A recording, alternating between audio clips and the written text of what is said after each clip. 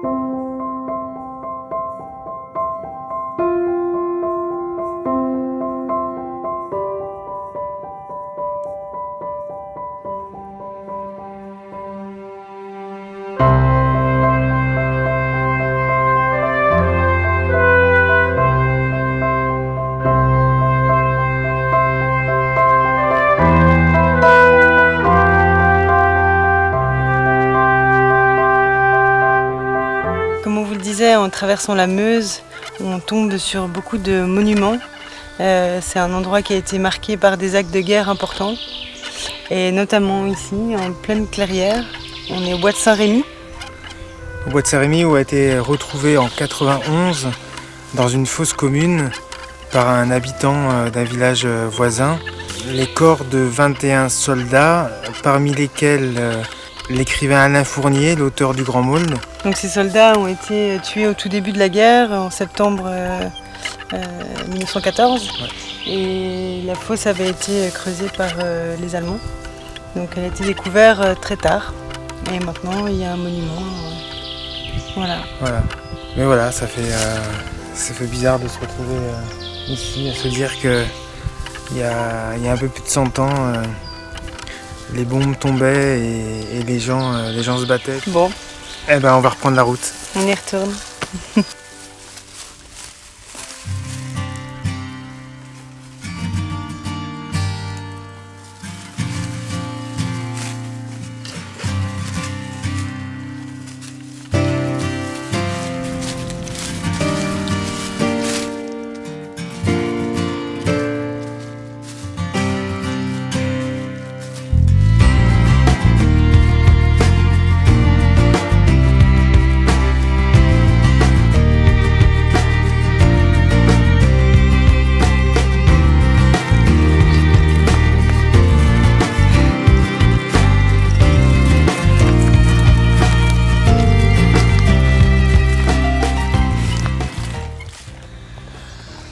J'ai pas mon chapeau.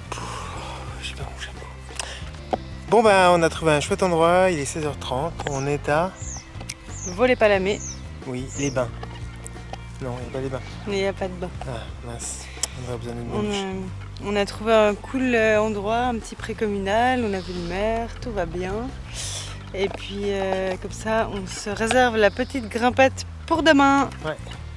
Ça va être bien demain matin. Bon, pas grand chose, hein, 150 mètres de dénivelé. Non, pas grand chose, ouais. Mais là on n'a plus envie. Ouais, puis surtout, on ne savait pas si dans le village d'à côté on allait trouver de quoi sustenter nos ânes.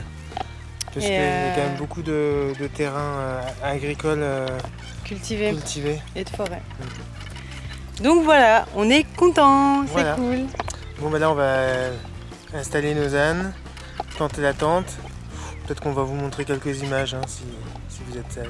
Ouais, Allez, c'est parti.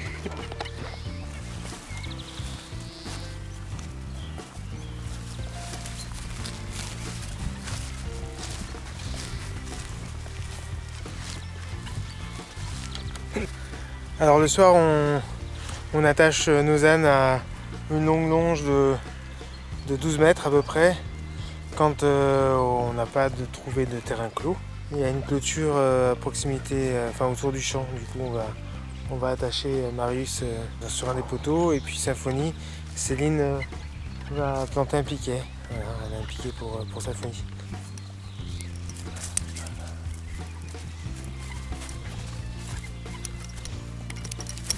Ça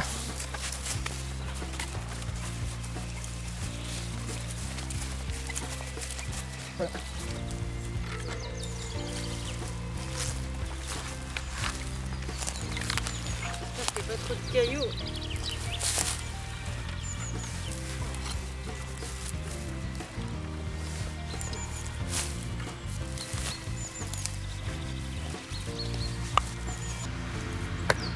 C'est mieux qu'un caillou. Après avoir vérifié que les deux longes ne peuvent pas s'entremêler, je fais un nœud, une sécurité. Hop. Et là, c'est bon. Et là on les laisse en liberté pendant un moment, jusqu'à ce qu'on aille se coucher en général. Qui profite un peu.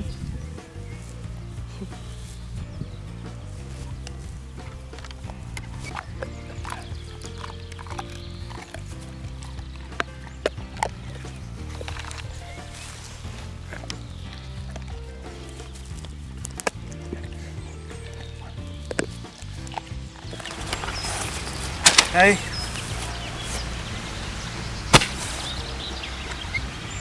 Ça marche pas. Nul. Ah mais la pub, hein, c'est n'importe quoi. Hein. Bon allez, on s'y met. Bon, tant pis. Hein.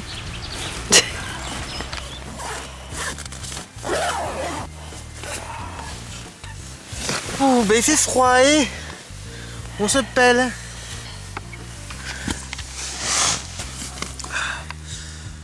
On a froid. Oh, c'est horrible, on dirait Blair Witch. Moi il fait super froid. La journée, le thermomètre monte à 22, 23. On a super chaud, on a l'impression d'être en été. Et par contre, le soir là, il est 19h30. Et on se pèle. Non, non, il est plus que 19h30. Il doit être 20h, 20h30. Ah ouais? Ouais. Et on se pèle, il fait vraiment froid. Ouais. Ah ouais, vite le se coucher. Bonne nuit. Pardon, bonne nuit. T'as vu? Un chevreuil? Un sanglier? Qu'est-ce que t'as vu?